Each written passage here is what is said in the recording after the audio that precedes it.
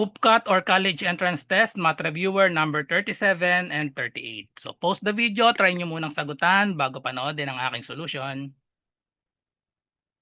Okay, so number 37, 87.5 times 0.01 divided by 1,000. So yung mga choices natin naka-scientific notation. So kailangan i-convert lang natin ito sa scientific notation. Okay, so i-solve natin. I-rewrite ko lang muna. 87.5 times 0.01 and then we have over 1,000. So pwede nating i-convert itong 0.01 sa power of 10. Okay, so we have 87.5. Ang 0.01 equal yan sa 1 over 100. Kasi 2 decimal places. So 1 over 100 yan. Or equal yan sa, pag 1 over 100, dalawang 0 nasa denominator, equal yan sa 10 to the negative 2. Okay? Tapos yung 1,000 naman, ang 1,000 tatlong 0, kaya equal yan sa 10 cube.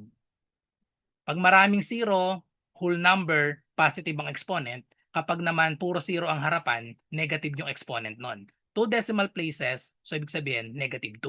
Ito naman, tatlong 0, then walang decimal point, ibig sabihin yan positive 3. Then, i-apply natin yung law of exponent dito. 10 to the negative 2, tapos meron tayo ditong 10 cube. Pag in-apply natin yung quotient law, we have a to the m over a to the n, parehas 10 ha, parehas 10. So pwedeng i-apply. Ang gagawin lang natin, a to the, subtract natin, m minus n.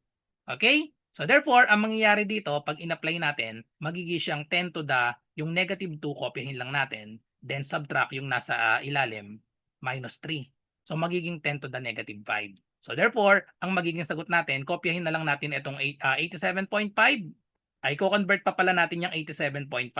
So 87.5 times 10 to the negative 2, negative 2 minus 3. Eh di magiging na siyang 87.5 times 10 to the negative 5. Ang problema na lang natin, itong 87.5, kailangan gawin nating 8.75. Para maging 8.75 yan, di ba para maging 8.75 yan, divide natin sa 10. I-divide natin sa 10 itong 87.5 para ma-move ito. Siyempre, nag-divide tayo sa 10 dito sa isa, kailangan dito naman sa kabila, mag-multiply tayo ng 10. So, yung 87.5 divided by 10, magiging na siyang 8.75.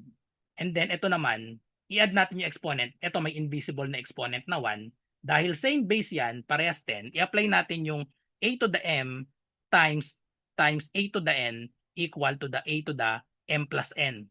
Add lang natin yung exponent. So therefore, we have negative 5. Pag in-add natin, negative 5 plus 1 is negative 4. So therefore, 8.75 times 10 to the negative 4. So the correct answer is letter B, 8.75 times 10 to the negative 4. Okay. So next number 38. Rocky had a party. Midway in the party, half of the people left. A fifth of those remaining started to sing.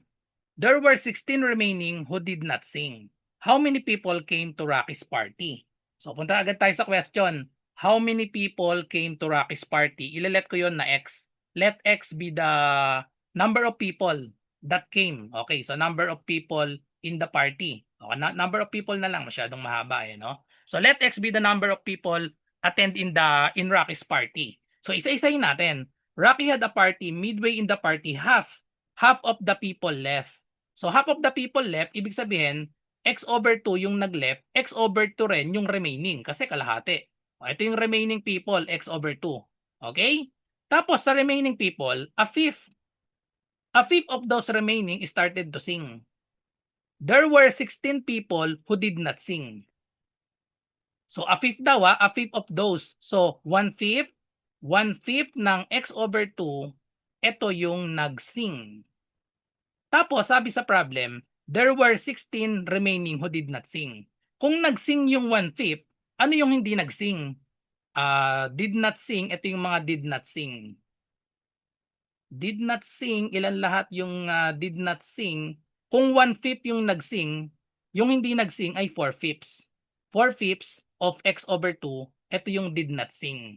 Kasi 1/5 plus 4/5, 1/5 kasi plus 4/5 is equal to 1. 1 yung 1 whole, yung kabuuan. Okay?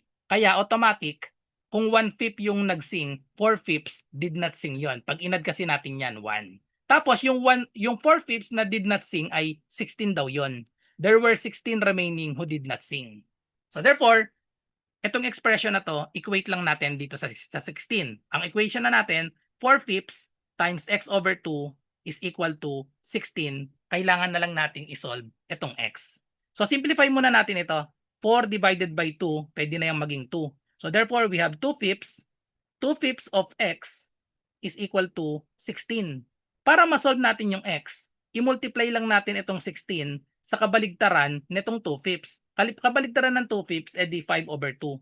Or paano natin ginawa yon? Minultiply lang natin both sides sa reciprocal para ma-cancel. Multiply natin both sides sa reciprocal ng 2/5, 5 over 2.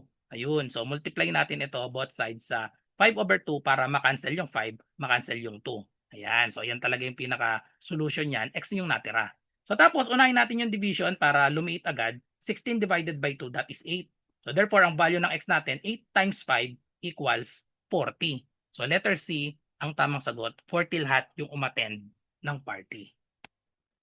Para po sa mga naghahanap ng murang UPCAT review, pwede rin ito sa ibang college entrance test. Ito po yung offer ko, 99 lang po ito, all in na. Meron tayong 500 slots na available. So ito yung inclusion niya, 10 days math and logic tutorial via Zoom. Ito po yung schedule natin. MWF po ito, 7 to 9 p.m. Mag-start ng June 8 hanggang June 29. Okay, so meron din tayong Google Forms reviewer para sa ibang subject, kagaya ng English, Filipino, Science, General Info, Abstract Reasoning. May mock test din po tayo and then may only replay tayo ng mga past session natin. So itong mga Zoom meetings po natin, recorded po yan dito sa exclusive FB group tsaka sa GC natin. So ano pong inaantay nyo, mag-message lang po kayo sa akin sa aking messenger RJ Enseñado. 500 slots lang po yan, 99 pesos, all in na po yan.